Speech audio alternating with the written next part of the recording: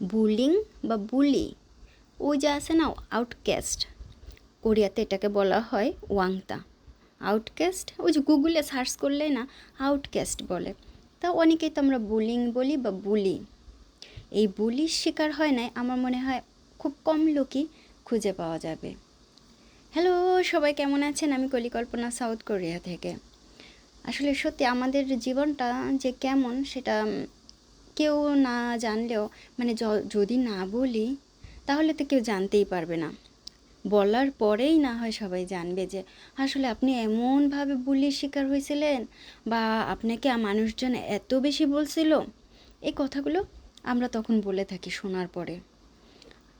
আমাদের দেশে বর্তমানে যে অবস্থাটা, অনেক বড় বড় যারা ইউটিউবার আছেন, ব্লগাররা আছেন, যারা অনেকে কোনো কথা বলেন নাই প্রথম থেকে, কোনো একটা সমস্যার জন্য বা ধরেন যে কোনো একটা কারণেই বলেন নাই, কিন্তু এখন যখন বলতেছেন আমরা কিন্তু সেখানে গিয়েও কমেন্ট করতেছি। ইভেন আমিও কমেন্ট করতেছি। আমিও একজনকে কমেন্ট করলাম, ভাইয়া আপনাকে 2টা সপ্তাহ অনেক দিন ধরে খোঁজ করছি। আমি রিয়েলি তাকে খোঁজ করছি, তার এমনকি তার নামে খুঁজে, মানে আমার যেখানে সাবস্ক্রাইব করা ওইখান থেকে খুঁজে নাম খুঁজে তারপরে দেখতেছিলাম যে উনি কোনো ভিডিও আপলোড করছে কিনা। না, ওনার তরফ থেকে কোনো ভিডিও আসে নাই গত 2 সপ্তাহ ধরেই। তো আমি ওখানে কমেন্ট করলাম যে ভাইয়া 2টা সপ্তাহ আপনাকে খুব মিস করছি, আপনার কোনো একটা কথা শোনার জন্য। কিন্তু উনি ভাষণটা সম্পূর্ণভাবে ইংলিশে দিয়েছেন, যে উনি তো তখন দেশে ছিলেন, দেশের নিরাপত্তা, ওনার ফ্যামিলির নিরাপত্তা, তারপরে বেশ কিছু সমস্যার জন্য উনি কথা বলতে পারেন না। এটা সত্য কথা, যে কোনো কিছু বললে পরে আমাদের দেশের সরকার তো ওই যে জেলখানায় ভরে দেয়, আটকায় দেয়। কিন্তু আমি ওই জায়গায় কমেন্ট করছি, এখন অনেকেই ওইখানে কমেন্ট করতেছেন, আসছে ইংলিশ না বুঝে কমেন্ট করছে। এই ইংলিশ বোঝোস? ইংলিশ বুঝে তারপরে কমেন্ট করো। অনেকে এসে কমেন্ট করতেছে, এই তো আইসা গেছে, হ্যাঁ আর কিছু না হোক, এইরকম কমেন্ট করতেই পারে মানুষ। মানে এই যে আমরা যে বুলিংয়ের শিকার, বা আমি আর একজনকে কমেন্ট করে তাকে বুলিংয়ের শিকার করতেছি, এইটাই হচ্ছে কিন্তু আমাদের জীবন। এইটাই প্রপারলি জীবন আমাদের। তো আমার দিকটা আমি যেটুকু চিন্তা করি, যে আমরা তো অনেক ছোট ছোট ব্লগার, আমাদেরকে কেউ চেনে না, কিন্তু যাদের মিলিয়ন মিলিয়ন ভিউ হয়, যারা আন্তর্জাতিক মানের ব্লগাররা আছেন, তাদের একটা কথা কিন্তু যে কেউ শুনে, এবং অন্যান্য দেশেরও সবাই শুনে, এবং তাদের ফ্যান ফলোয়ার অনেক বেশি। অনেক টেলিভিশন নিউজ চ্যানেলগুলো, পত্রিকাগুলো তাদেরকে চেনে। সুতরাং আমার আমার মানে কেমন মনে হয়েছিল যে ওই দিক থেকে যদি তারা একটা কোনো কথা বলেন, তাহলে সেগুলো আরও ভালো, অনেক তাড়াতাড়ি নিউজটা অন্যের চোখে আসতো, আন্তর্জাতিক মানের পর্যায়ে চলে যেত, আরও তাড়াতাড়ি যেতে পারতো। কিন্তু 2টা সপ্তাহ পরে আমি মানে ওই দিক থেকে আমি কিন্তু কমেন্টটা করেছিলাম। কিন্তু অনেকে করতেছেন, এই ইংলিশ না বোঝে। আসলে আমরা তো অনেকেই ইংরেজি বুঝি না। উনি যতটুকু ইংরেজি পারেন, ওনার যতটুকু যোগ্যতা, আমি এটা স্বীকার করি যে আমার তার 2 ভাগও নাই। এটা আমি সবসময় করি। আমার ইংরেজি বুঝতে অনেক কষ্ট হয়, বলতে তো আরও বেশি কষ্ট হয়, দাঁত ঠাত ভাঙা যায়। যেটুকু বুঝি তার সারমর্ম করে মোটামুটি একটুখানি চলে। কিন্তু মানে ওই যে আমি আবার কোনো পর্যায়ে পড়ি না, যে কোনো বক্তৃতা দেয়া ঠাই করা। এই সামান্য ব্লগার, ওই রান্নাঘর পর্যন্ত আমার দৌড়, ওই খুন্তি পর্যন্ত, ওই মশলা। তারপরে তাও আবার কি, আমি তো অনেক মশলা দেই না। আপনারা জানেন যে কল্পনা আপা খুব কম মশলায় খায়, এবং মশলা খুব বেশি একটা ইউজও করে না, বা কেনেও না, কৃপণ টাইপের, এইরকম অনেকেই জানেন যে। তারপরে এই যে যেমন ধরেন যে আমি কিন্তু কোরিয়ার বুলিংয়ের কথা বলবো, যে কোরিয়াতে বুলিং কতটা কতটা পাওয়ারফুল, এবং আমরা কতটা বুলিংয়ের শিকার, বা আমরা মানে আমি বা আমার হাজব্যান্ড বা আমার ছেলে সমস্ত জায়গায় কিভাবে বুলিংয়ের শিকার হয়। কিন্তু আমি তারপর আরেকটুখানি একটু বলে নিই, যে এই যে আমরা যে ব্লগাররা আছি, আমরাও কিন্তু বুলিংয়ের শিকার হই। বেশ কিছু কিছু কমেন্ট আসে যখন, আজকেও যেমন একটা কমেন্ট আসছে, উনি কমেন্ট করতেছে দুধের কেজি কত।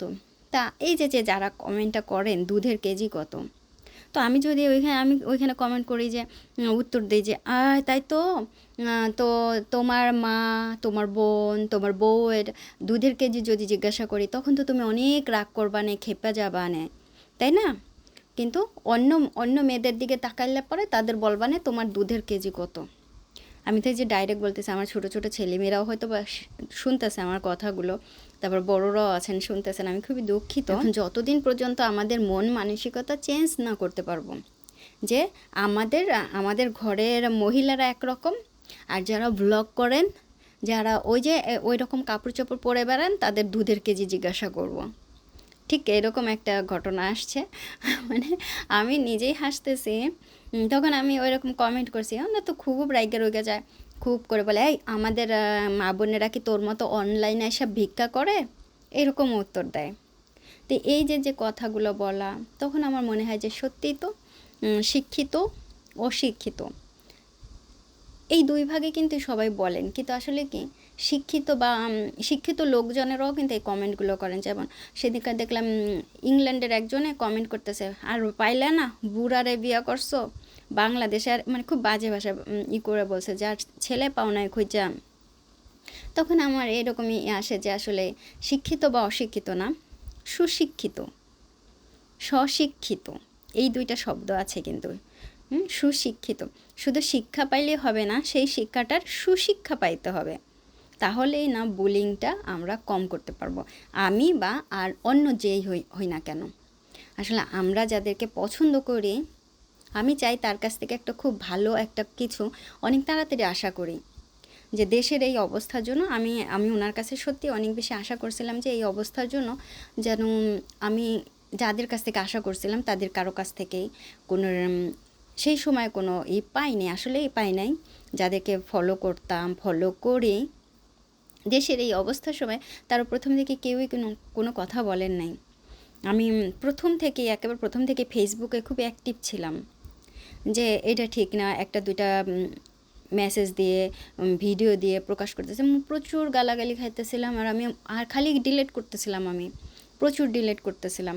তারপরে অন্যান্য ভিডিও দিচ্ছিলাম, তার ফাঁকে ফাঁকে দেশের কথা বলতেছিলাম। মানুষজন আমাকে গতকালকে পর্যন্ত, এখন পর্যন্ত অনেকে আমাকে বলে, স্বামীর সংসার করতেছো, স্বামীর সংসার করো, তোমাকে দেশে চিন্তা করতে কে বলছে? এখন দেশ তো আমাদের, দেশ আমাদের না? অবশ্যই আমাদের দেশ, এবং দেশে আমাদের 14 গোষ্ঠী বসবাস করে। আমরা প্রবাসীরা, আমাদের 14 গোষ্ঠী দেশেই বসবাস করে, কিন্তু তারপরে আমরা দেশ নিয়ে কোনো কথা বলতে পারবো না। কত সুন্দর করে কমেন্ট করে, দেশ নিয়ে তোমার তো চিন্তা কেন? হ্যাঁ, তুমি দেশের জন্য এতই করো কেন? সংসার করতেছো, ওইখানে রান্না বান্না করে থাকো। জানি না কেন এই যে যে কথাগুলো বলে, এটাও কিন্তু আমার কাছে কেমন যেন মনে হয় যেন বুলিং, কারণ উনি ওইখানে বসেই তো গসিপিংটা করতেছে। এখন অনেকেই এখন এই যে যে বুলিং, এই বুলিংয়ের একটা সুন্দর একটা সমাধান আছে কোরিয়ার, সবাই বলে কিন্তু। এই জন্য কোরিয়াতে বলে কি যে তোমারকে যদি কেউ এরকম করে কিছু বলে, তুমি কোনো কিছু শুনবা না, কখনো কারো কথা তুমি শুনবা না, কারো কথায় কান দিবা না। কিন্তু কোরিয়াতে সবচেয়ে যে বুলিংটা থাকে, কিন্তু তারপরেও এই যে যে আমরা যে এখানে বসবাস করি বা কোরিয়ান নাগরিকরা, কেউ যদি কাউকে একটা বেশি কথা বলে বা কাউকে যদি অপমান করে কোনো কথা বলে, তাহলে কিন্তু একেবারে কেস টেস হয়ে যায়, জেল জরিমানা হয়ে যায়। মানে জরিমানা তো আপনার হবেই, জেলও হইতে পারে 1-2 দিনের জন্য। যদি অনেক বেশি মারামারি করে ফেলান, একটু বাজে কথা কইতে যায়, তাহলে তো আরও বেশি সমস্যায় পড়ে যায় সবাই।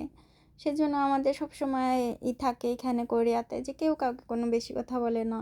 তারপরে যদি আপনি রাত্রে কোথাও যেতে চান, একেবারে অনেক রাত আপনি বাইরে যেতে চান, কোনো সমস্যা নাই, রাত যতই হোক না কেন আপনি নিজেই একাই যাইতে পারবেন, বা যদি আপনার সঙ্গে কেউ থাকে কোনো সমস্যা হয় না।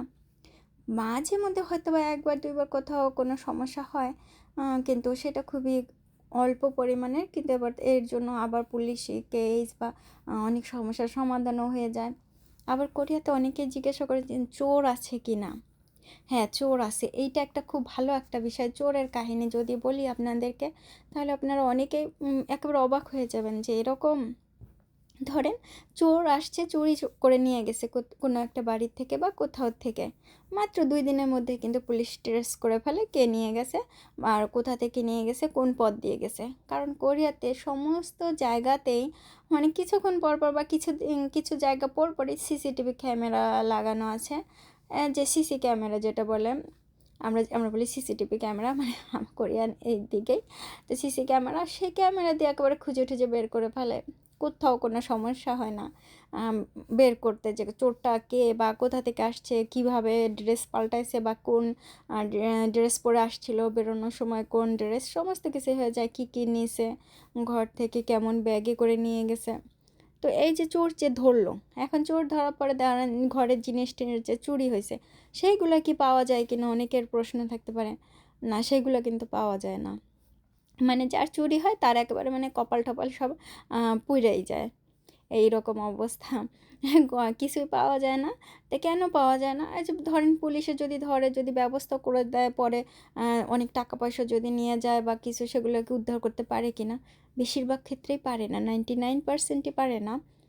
এটা দেখা যায় যে অনেক বেশি ড্যামেজ হয়, আর পুলিশরা একটা দিয়ে দেয়, আর ওই লোকও বলে আমার কোনো টাকা পয়সা নাই, আমি কেউ কোথা থেকে দেবো, আমি কি আবার চুরি করে আইনা দেবো, মানে এইরকম ছেঁচড়া কথা বলে, প্রচুর ছেঁচড়া কথা বলে, এমন ছেঁচড়া কথা বলে যে উত্তর দিত মানে মনে হয় যেন মুখ ভাঙ্গে দিয়ে, এরকম মুখের উপর এরকম লাগে। আমার তো প্রচুর রাগ হয়, আমি তো বলি কেন এরকম বলে, চুরি করার সময় হুঁশ ছিল না, তখন আসছিল, এখন বলে যে কোথা থেকে আয়না দেবো, এইরকম কোনো কিছু আর পাওয়া যায় না। সুতরাং যাদের ঘরে চুরি হয় তারাই ভালো জানেন যে আসলে কোনো কিছু আর পাওয়া যায় না, উদ্ধার করা যায় না, আর পুলিশরাও এটার খুব বেশি একটা করে না, এখন ওইখান থেকে ডিসমিস করে দেয় পুলিশরা, না খুব বেশি একটা করে না, নড়াচড়া করে না, যে যেটুকু পর্যন্ত যায় সেইটুকু পর্যন্তই, বাদ বাকি পুলিশ সবসময় চেষ্টা করে দুই পক্ষকেই থামায় রাখতে, যে এই আপনি চুপ করেন, এই আপনি চুপ করেন, এই রকম অবস্থা। হ্যাঁ, কেউ কোনো করে না, পার্টিতে উস্কায় দেয় না, বা কেউ কোনো দিকে করে না, মোড় নেয় না যে ভাই আপনি ভালো করছেন, ওনার দোষ হয়েছে।